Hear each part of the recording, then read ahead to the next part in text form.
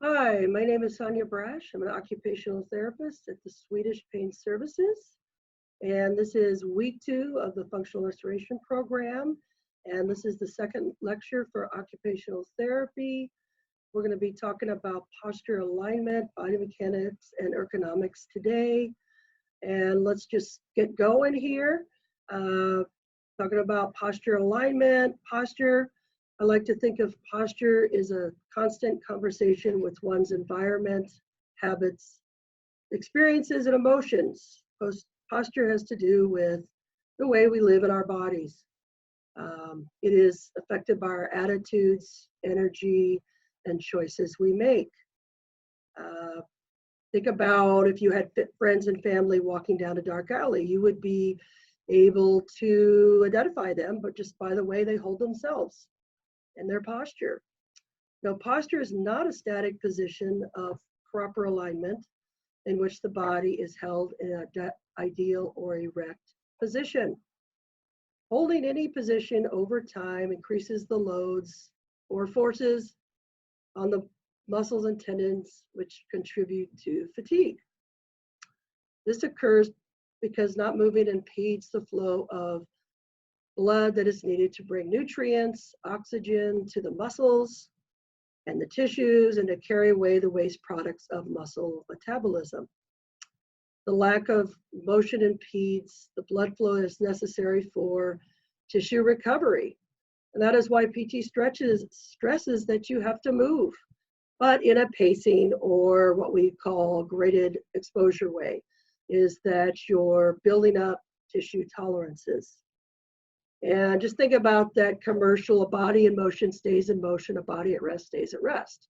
So very important. Movement is, we are made to move, our human body.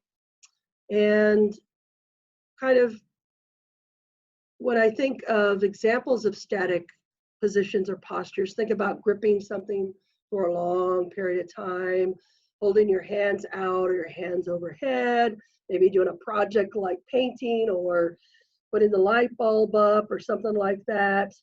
The longer and more frequently we're holding a static posture, the load occurs, but the more you do it, the greater the risk of injury to overuse of muscles, joints, and other tissues.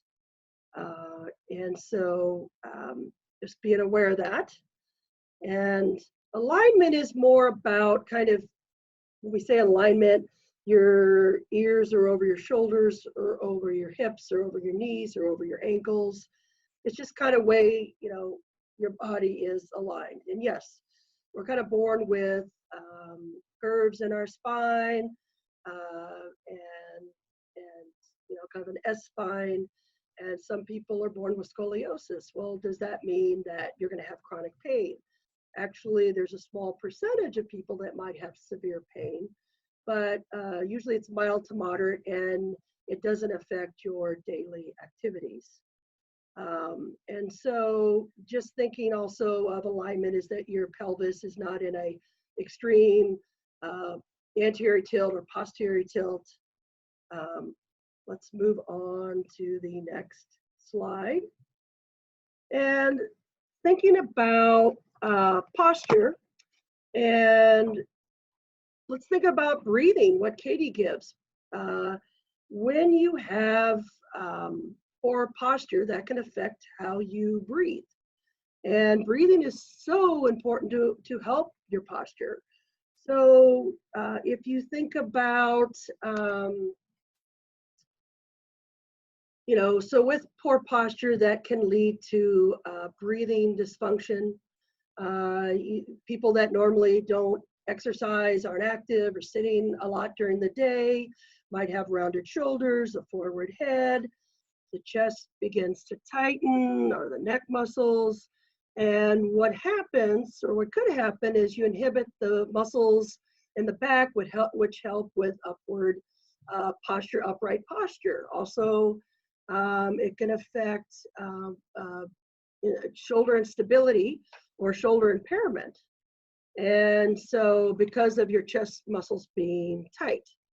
So it really is important to work on having a regular physical activity and sessions throughout the day of working on your breathing. This can help reverse your symptoms and help to improve the quality of your life. A lot of you have already benefited from deep breathing exercises. Again, Katie tells you it helps with fostering a sense of calmness, reduces stress, helps anxiety levels, lowers your blood pressure. And in fact, all these deep breathing is the basic of all the meditative and mindfulness practices. Tai Chi can help with posture. Instructors, really talk about posture during the movements. And really I think the goal to really think about is that by practicing these movements that you can translate these movements into everyday activities. That's what I would like for you to get out of this.